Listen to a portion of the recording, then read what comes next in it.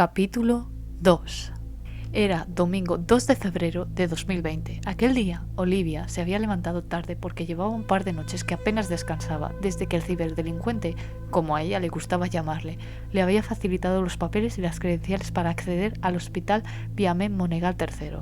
Previamente a esos documentos, una semana antes, la había contactado para preguntarle si podría contar con ella para aquella misión. No tenía nada que perder, o al menos eso fue lo que Olivia pensó tras no recibir respuesta de Brian. Ni siquiera se había inmutado en llamarla, aun cuando Olivia sabía que Sam le habría instado a hacerlo el mismo día. Dio unos días a Brian para pensárselo, pero tras pasar 5 días sin noticia alguna de él, escribió ahí mediante mensaje encriptado, afirmando su asistencia. El 31 de enero de 2020, a las pocas horas, recibió todos los documentos e información que necesitaba mediante esteganografía. Al descodificar el contenido, le aparecieron 2 carpetas, una carpeta de autodestrucción en la que iba la información sensible y otra con las credenciales que, una vez impresas, desaparecerían sin dejar rastro alguno ni en el ordenador ni en el registro de la impresora. Al abrir los archivos, Olivia hizo fotos con su cámara analógica. Toda aquella documentación no autorizaba las capturas de pantallas de su contenido, así que como conocía las consecuencias de abrir un archivo autodestructivo, no lo dudó.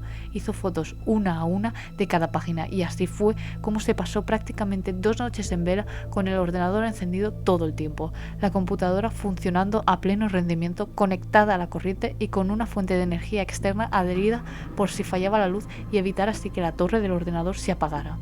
Además, Olivia programó el equipo para reproducir música sin volumen constantemente en bucle con ese mismo fin. También preparó 8 refrigeradores diferentes que utilizó y cambió frecuentemente, aunque cuando fue a currar no tuvo otra opción que cambiarlo a las 10 horas. Consiguió toda la información a pesar de que le costó el sueño y casi el trabajo. Ahora tenía todo aquel material en formato físico digital y aquello era un gran alivio para ella.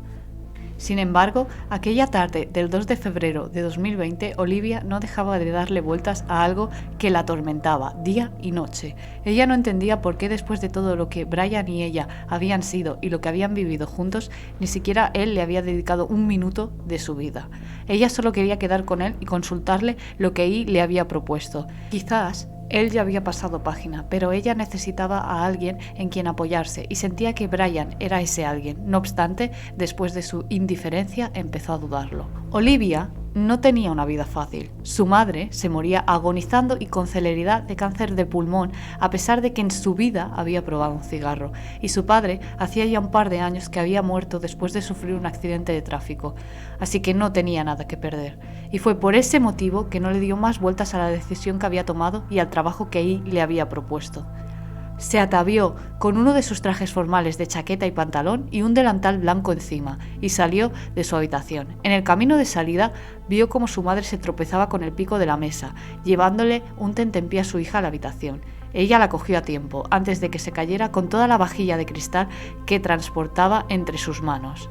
¡Mamá!, exclamó Olivia asustada a su madre.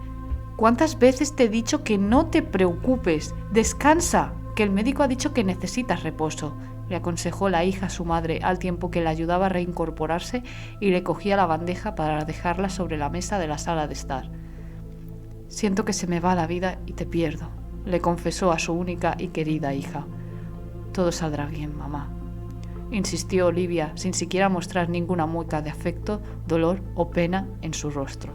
Olivia quería hacérsela fuerte, quería hacer ver que no le importaba, pero cada día que pasaba le dolía más. Sabía que en cuanto su madre Miriam muriera, no tendría lugar alguno al que llamar hogar, porque habría perdido aquello que le daba ese sentido. Se aferraba a la idea de que Miriam pudiera sobrevivir, a pesar de que los médicos le habían retirado la medicación y le habían comunicado a su hija que su madre tenía los días contados. No habían luchado por la paciente, la habían abandonado a su suerte, a aquellos malnacidos. Que se le ocurriera a alguien decirle a Olivia que aplaudiera a esos cretinos, que salvaban vidas, porque ella ni los conocía ni se le pasaba por la cabeza venerarlos. Es más, ella con toda la razón y derecho pensaba para sus adentros: me niego que les den a todos esos sanitarios. Ninguno de esos profesionales sanitarios salvó a su padre cuando éste estaba conectado a una máquina, y ahora tampoco iban a salvar a su madre. Si para ellos ella y su familia eran solo un número de tantos, para ella ellos eran simples cochinillas por las que ni merecía la pena perder un minuto en aplastarlas. La salud se basaba en dinero y negocio y estaba corrupta desde hacía ya años, y Olivia quería averiguar desde cuándo Ei le había brindado esa oportunidad. «Tengo que irme, mamá», le comunicó apresuradamente Olivia a su madre. «¿A dónde vas con tanta prisa?», le cuestionó Miriam con impaciencia a su hija. «A trabajar», le mintió sin descaro alguno. «Si solo trabajas de tardes y los sábados», le reprochó su madre. «Eso no es vida, hija, tienes que dejar ese trabajo», le retrajo Miriam a Olivia. «No puedo decirles que no, y lo sabes. Esto lo hice por nosotras», declaró su hija. «Empezaste hace 6 meses y además ser camarera no es un oficio», le aclaró su madre. «¿Cómo comemos, Porque con la paga de...» Se quedó en blanco antes de poder nombrar de nuevo a su difunto padre. No pudo seguir durante un momento. Su muerte la dejó completamente trastocada.